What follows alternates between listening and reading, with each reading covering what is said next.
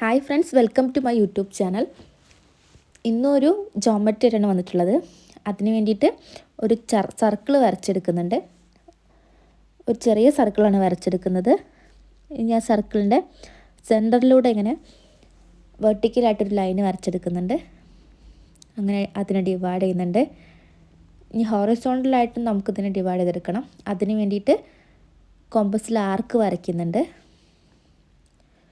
ഒരു central point mark ചെയ്ത് ആ സർക്കിളിനെ ഹൊറിസോണ്ടലായിട്ടും ഡിവൈഡ് ചെയ്തെടുക്കുന്നുണ്ട്.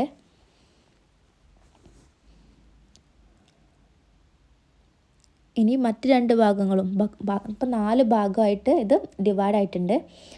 ഇനി ഓരോന്നിൻ്റെയും സെൻറ്റർ പോയിൻ്റ് കണ്ടുപിടിക്കണം. അതിന് വേണ്ടിയിട്ട് കോമ്പസിൽ ഈ റേഡിയസിൻ്റെ സെയിം ലെങ്ത്ത് കോമ്പസിലെടുത്തിട്ട് രണ്ട് ഭാഗത്തേക്ക് മാർക്ക് വരച്ചു കൊടുക്കുന്നുണ്ട്.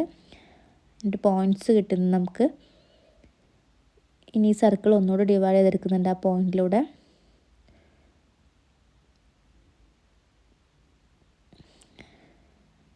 സർക്കിൾ 8 ഭാഗങ്ങളായിട്ട് ഡിവൈഡ് ചെയ്തെടുത്തിട്ടുണ്ട്.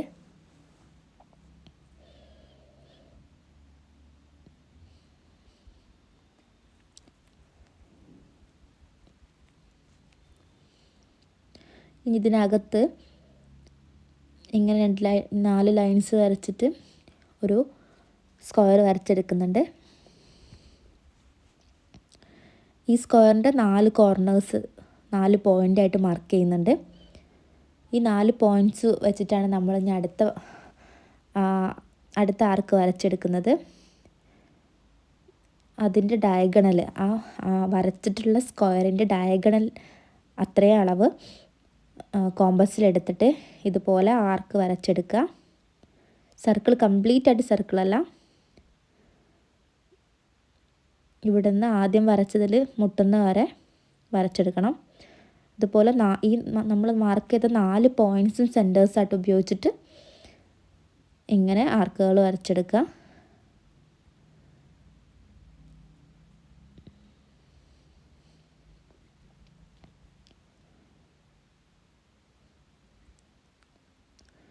ഇതിങ്ങനെ വരച്ചെടുത്തിട്ടുണ്ട്. എക്സ്ട്രാ വന്ന ഭാഗം എറൈസ് ചെയ്ത് എടുക്കുന്നുണ്ട്. ഇനി നമുക്ക് ഇത് കളർ പെൻ ഉപയോഗിച്ചിട്ട് വരയ്ക്കണം.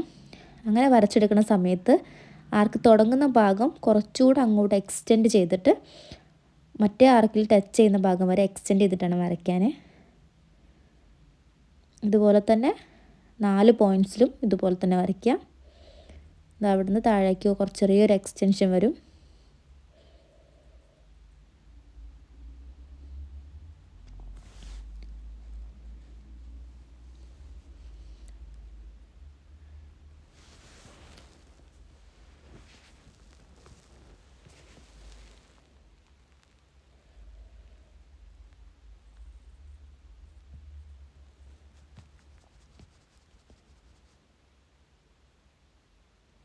അങ്ങനെ വരച്ചെടുത്തിട്ടുണ്ട്.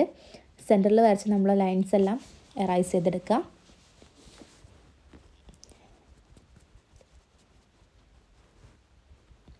ഇങ്ങനെ ഒരു റിസൾട്ട് നമുക്ക് കിട്ടിയിട്ടുണ്ട്. ഇനി ഇത് കളർ ചെയ്തെടുക്കണം.